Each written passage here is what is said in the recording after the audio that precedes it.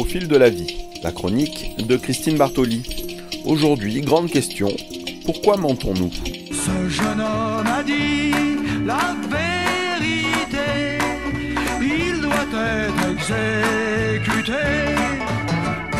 Jamais sans doute le parler vrai n'a été plus de tendance, et cela est assez typique d'une époque inondée par l'information.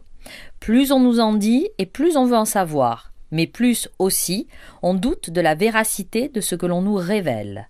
Un cercle vicieux ? Qu'y a-t-il de plus suspect en effet qu'un discours commenté par « franchement » ou « très sincèrement ». Alors, à chacun sa vérité ? Il est impossible de parler complètement vrai. Cela tient d'abord à la nature même du langage. Dès lors que nous utilisons la parole, nous sommes condamnés à ne pas tout dire, car les mots ne reflètent jamais toute la vérité. Il y a toujours une partie de celle-ci qui reste cachée, inaccessible à la parole. Dire la vérité, toute la vérité, signifierait être dans un rapport direct avec la réalité.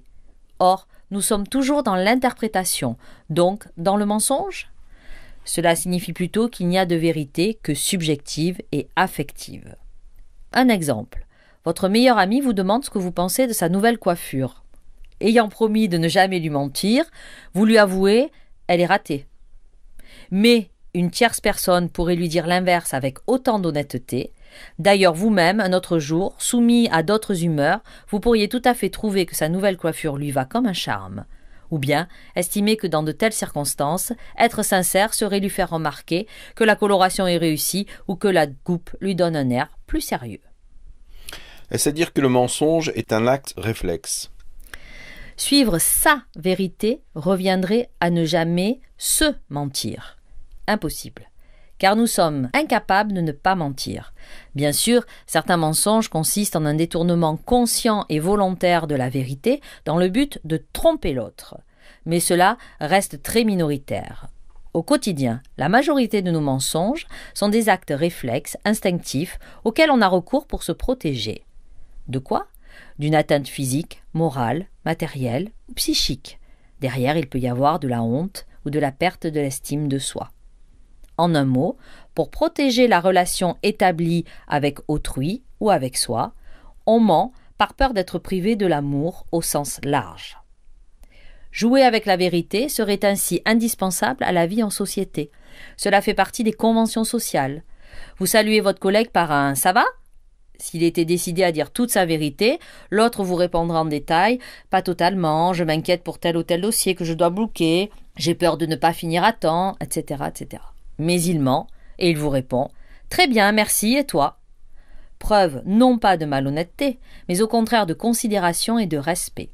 Bien communiquer, c'est savoir prendre en compte l'autre et ce qu'il est prêt à entendre. En d'autres termes, c'est savoir mentir ou du moins ne pas dire toute la vérité.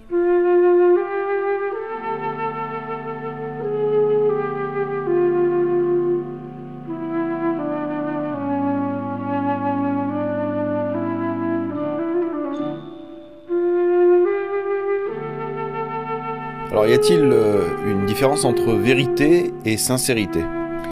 Mentir par politesse ou omission ne nous empêche pas d'être sincères. La sincérité n'a en effet rien ou presque rien à voir avec la vérité. Tout dépend de la façon dont nous désirons nous positionner par rapport à l'autre. Pour la psychanalyse, la parole délibérément fausse en dit au moins autant que la parole vraie. Mieux, le mensonge est lui-même vérité, vérité d'un désir. Bien avant Freud, Pascal nous avait prévenu, le contraire de la vérité n'est pas une erreur, mais une vérité contraire. Est-ce qu'on peut dire, Christine Bartoli, que mentir, c'est une sorte d'apprentissage social ? Oui, la capacité à mentir apparaît naturellement vers 4 ans.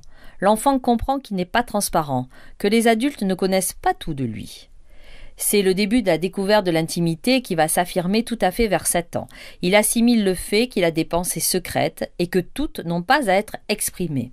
Ainsi, grâce à l'éducation qu'il reçoit, on ne dit pas ça aux gens, on ne parle pas de ces choses-là, ou toute autre chose, il fait peu à peu l'expérience du non-dit. C'est la première forme du mensonge. Puis il découvre qu'il peut également dire autre chose que ce qui est. C'est le mensonge au sens où on l'entend couramment. En se socialisant et selon les règles morales qu'on lui inculque, il apprendra à jouer toute la gamme du crack, depuis le mensonge pieux jusqu'au gros canular, en passant par le mensonge de sollicitude. En résumé, voici quelques raisons qui vont motiver nos mensonges.